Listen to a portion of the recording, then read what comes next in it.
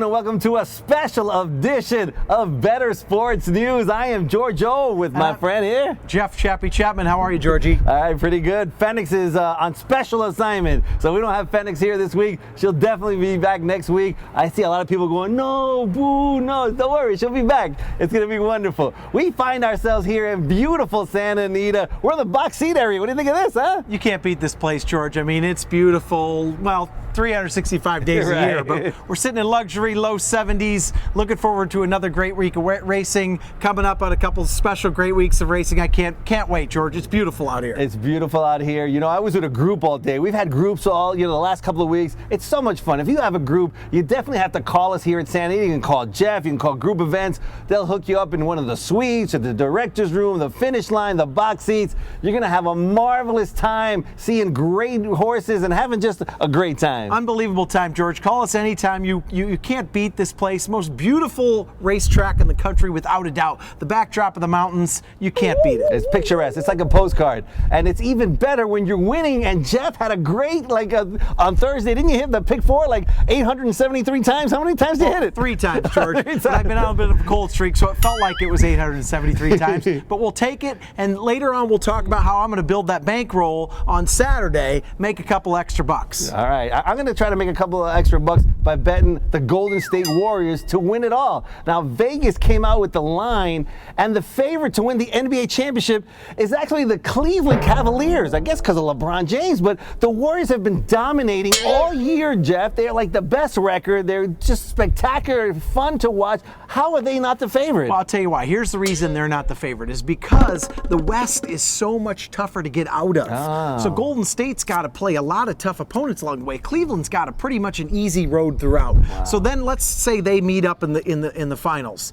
It's going to be a lot tougher road for Golden State to get there. LeBron and company will be well rested. They don't have much to beat whatsoever in the East, and they have experience. Golden State gets there. Yes, they're the best team, but they've never been there before. And you've seen in the past, it always takes something. You kind of got to earn your stripes in the NBA and lose and lose and lose and kind of learn how to win. I hope Golden State wins, but I can see why Cleveland Cavaliers are the favorite to win it all. That's good logic. Good logic. Now, Cleveland has been there before. LeBron's been there. Golden State's never been there before. A team that has been there before but is not going there this year is the LA Kings in hockey. What happened there? Unbelievable. The defending Stanley Cup champions don't make it in the playoffs. And if they would have made it in, they have such a good goalie in Jonathan Quick. Anything can happen in the playoffs. But shocking here in La La Land that the Kings are out, Georgie, and the folks aren't happy around here. They're not happy. They're not happy. Another thing, 2 weeks, of course, big day, May 2nd.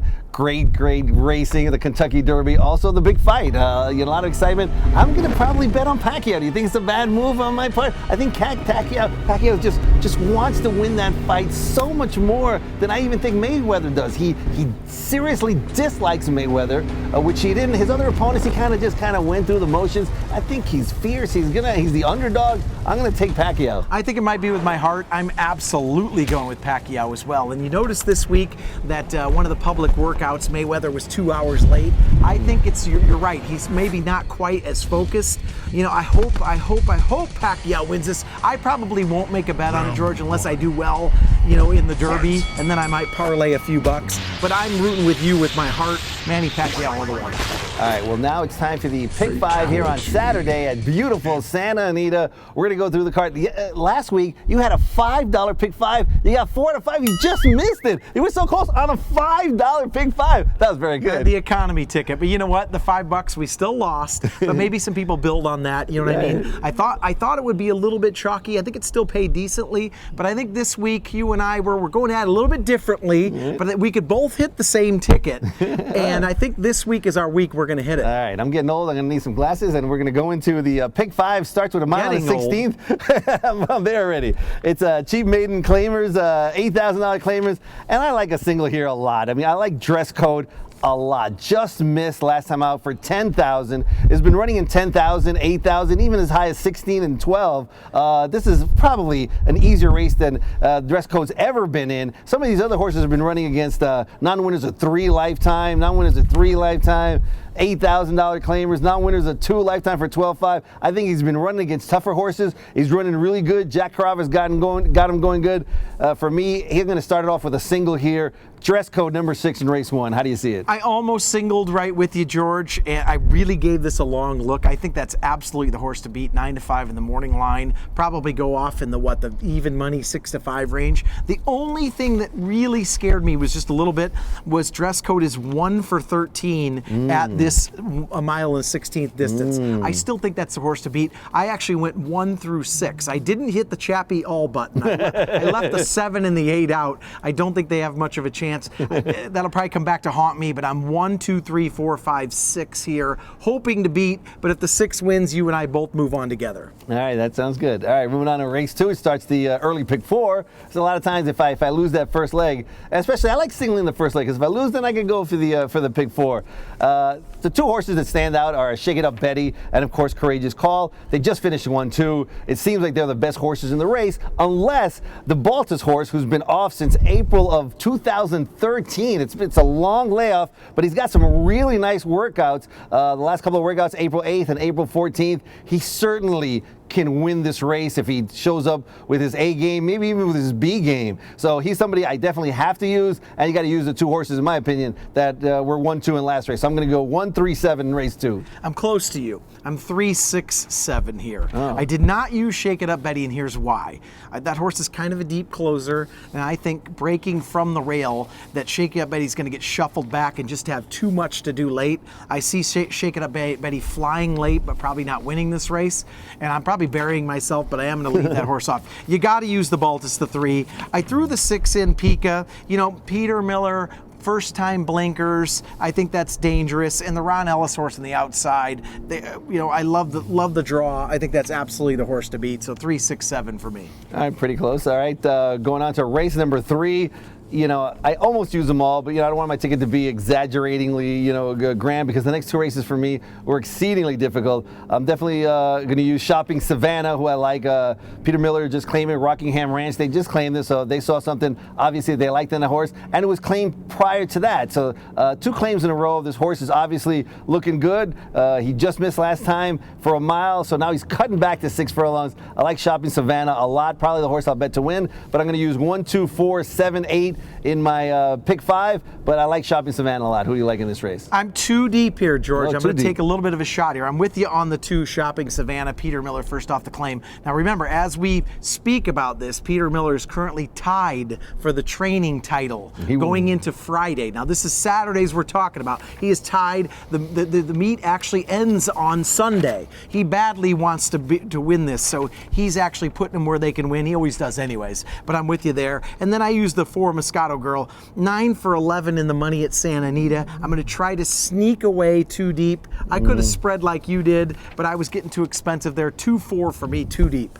Yeah, and race number 4 to me, the La Puente Stakes, 1.5 miles and 1/8 on the grass. I couldn't figure this one out. I mean, I think that so many horses have a shot to win this race. So I alled it. I went the all button. How do you like race number 4? Well, not only do I love the horse, but I love the name. Papa Cool, Papa Cool. I singled here the deuce. I love the deuce. Wow. I think the horse. It's a great tracking trip. 3 for 3 at Santa Anita. Loves the sod here. This beautiful sod here at Santa Anita. Single here. Stevens up. Papa Cool gets it home in the 4th. All right, and race number 5. Now my ticket's gonna end up being $60. I single in the first leg, and I'm singling in the last leg. I love a horse, Believe 2, probably my best bet of the day. My whole day revolves around this horse. I love number 3, Believe 2. Richard Baltus, who's having a great meet. His training is just phenomenal. His horses are doing so well. And here's a horse with one of my favorite angles. He was vanned off, and then he came back and had a brilliant work. A lot of people see vanned off in the racing world. Like, he vanned off that horse. Something went wrong. He's bad. They wouldn't let him run if he was bad. He's obviously not bad. Maybe something went wrong that race. He was the favorite to win that race. Still ran well. Came back after the vanned off.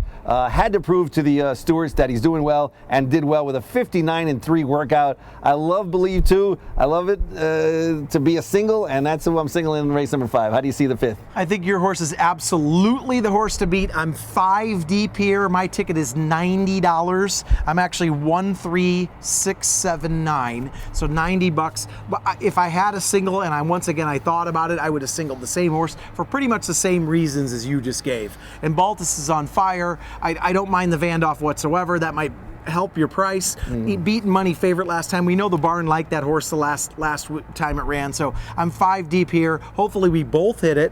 And real quick, George, before we end, I know we usually end on this note, but we got to talk Derby for 1 second. Give me your pick for the Derby before we go. I know we're going to have a Derby special leading up into the Derby. I just want to know what you think after the last couple weeks and what's gone on. Well, year after year, the Derby, there seems to be a bomb. Like every year, a Giacomo shows up, and wins a 50-1 shot, a 30-1 shot. I really see this year, and I know maybe year after year, but there's years that I go, a long shot's going to win. I see it as such a race where the chalk is going to do well. I mean, Dortmund's going to run well. I think Firing Line is going to run well. But, I mean, the race that American Pharaoh threw in, where rated and then came on and just destroyed that field, to me, American Pharaoh could easily be in line for not just winning the Kentucky Derby, but maybe a serious Triple Crown contender. Looked so impressive. There's no way I can bet against American Pharaoh after watching that race. I can't believe you're saying that. No, actually, I'm going to go with you, and I'm going to call it right here like you. I'm calling Triple Crown. Oh, man. It only has happened since the 70s. I think American Pharaoh is an absolute freak. Obviously, the Derby, 20-horse field, anything can happen. You got to get somewhat of a clean trip. But I think with that natural speed, he can kind of create his own trip. Like you said, sitting off a little bit. I think if he gets through that race, we're looking at a Triple Crown winner. Baffert's sitting loaded for guns with the probably he and Dortmund, the two favorites. I love American Pharaoh. We'll get into that more lately. I just wanted to throw that in, Georgie. That sounds good. Well, thank you guys for watching this special edition here in the box seats at Santa Anita. Definitely give us a call. You're going to have a great time. And we promise Fenix will be back next week. Yeah, Fenix will be back next week. All right, thank you guys. On behalf of John Mann, who's doing all the work behind the scenes today, my friend Chaffee and me, George O, thank you guys for tuning in. We'll see you next week here on Better Sports News.